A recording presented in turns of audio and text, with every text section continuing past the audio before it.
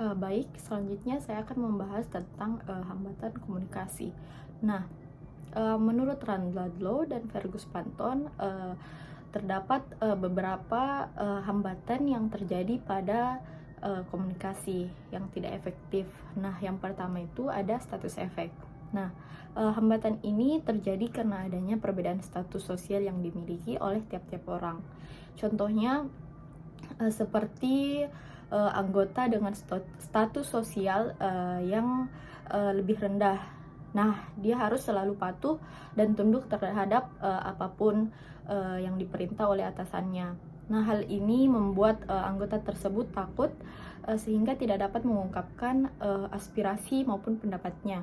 Nah, kemudian yang kedua itu ada semantic problems. Nah, hambatan ini terjadi karena adanya kesalahan atau pengucapan yang dapat menimbulkan kesalahan komunikasi. Contohnya itu seperti kesalahan pengucapan instruksi menjadi interupsi atau lain sebagainya. Kemudian yang ketiga ada perceptual distortion, di mana hambatan ini terjadi karena adanya perbedaan dalam cara pandang, wawasan, dan persepsi antara satu orang dengan yang lainnya, sehingga menimbulkan kesalahan dalam komunikasi. Nah, yang keempat itu ada cultural difference. Nah, di mana hambatan ini terjadi karena adanya perbedaan budaya, agama, dan lingkungan sosial.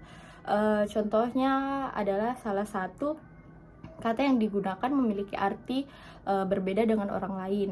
Nah, yang kelima itu ada psychical distraction, di mana hambatan ini terjadi karena adanya gangguan lingkungan fisik pada saat proses komunikasi berlangsung. Contohnya itu seperti suara yang kurang jelas,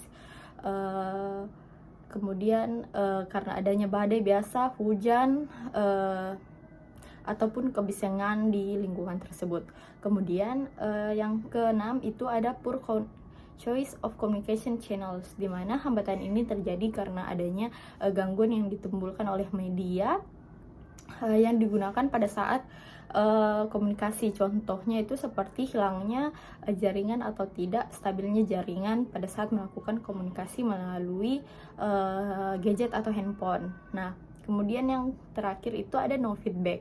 Nah, hambatan ini terjadi karena adanya seseorang yang mengirim pesan komunikasi tidak mendapat balasan dari orang yang menerima pesan. Nah, contohnya hambatan ini menimbulkan adanya pesan satu arah. Contohnya itu seperti seorang dosen menjelaskan materi kepada mahasiswa, namun mahasiswa itu tidak memberikan tanggapan atau respon kepada dosennya.